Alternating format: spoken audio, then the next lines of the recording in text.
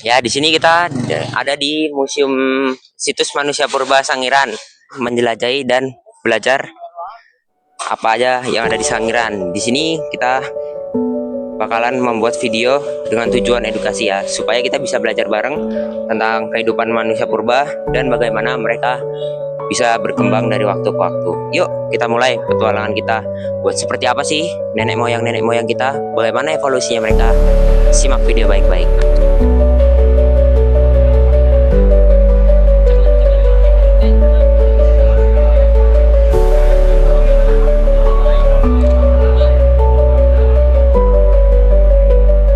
Jadi Homo erectus ini ada 3 jenis. Yang pertama itu ada Homo erectus archaik. Dia ini mempunyai gigi yang sangat kuat. Dia juga mempunyai fisik yang paling kekar. Mereka disebut dengan nama Meganthropus palaeojavanicus. Yang kedua itu ada Homo erectus typic. Mereka ini punya lebih maju, tapi mereka punya badan yang lebih mungil. Mereka disebut dengan Homo erectus typic. Yang ketiga ada Homo erectus progressive. Mereka adalah yang paling maju dari ketiga jenis yang lainnya. Volume otak mereka juga lebih besar dan dahinya yang lebih meninggi. Mereka ini disebut dengan nama Pithecanthropus soloensis.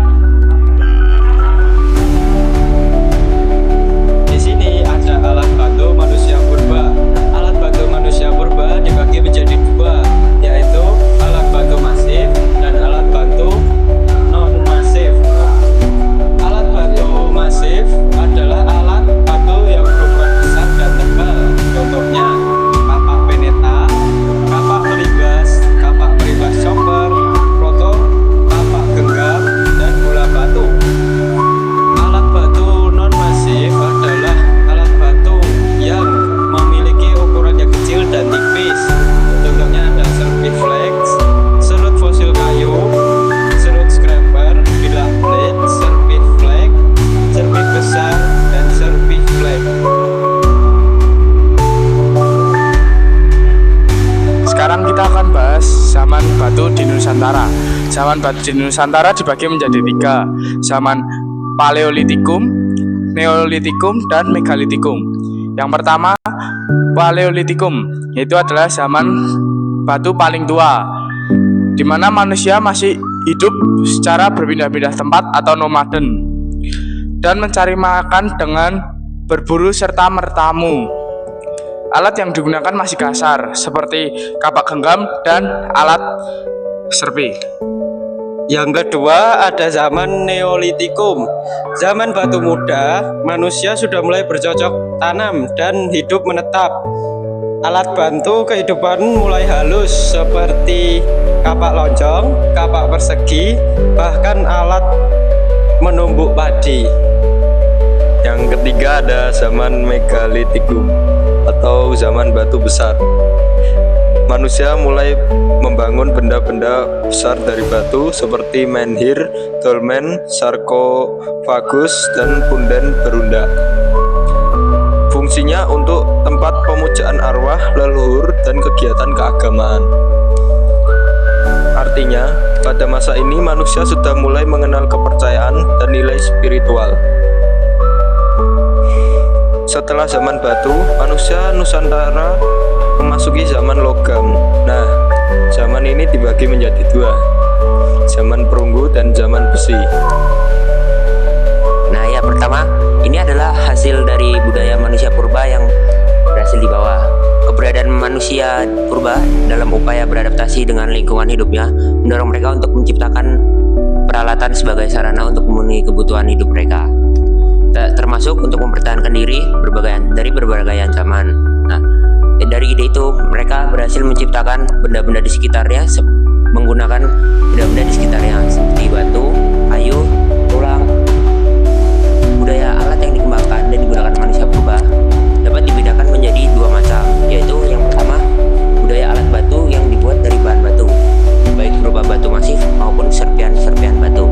Yang kedua ada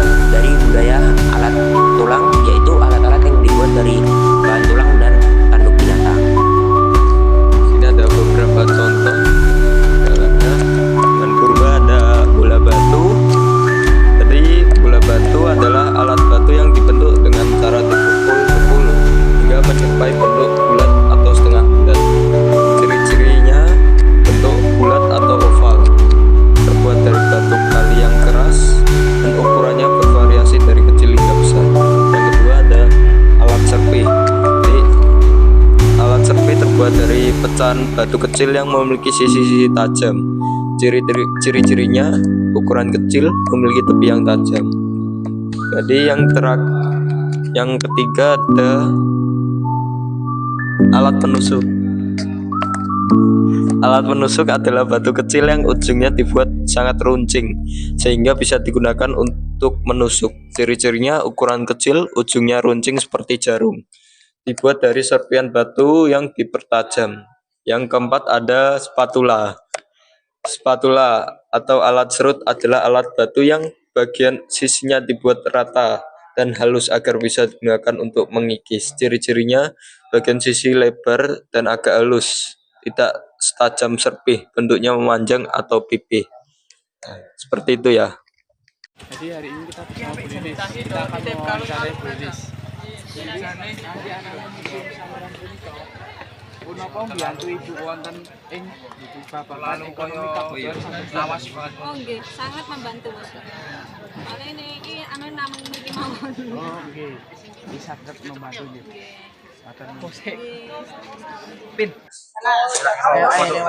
Oke, kita bersama Bu Asih. Jadi kita akan wawancarai Bu Asih.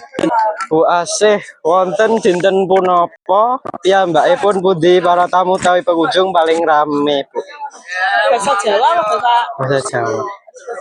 Bahasa Jawa. Bebas ya? Bebas enggak apa-apa, Bu.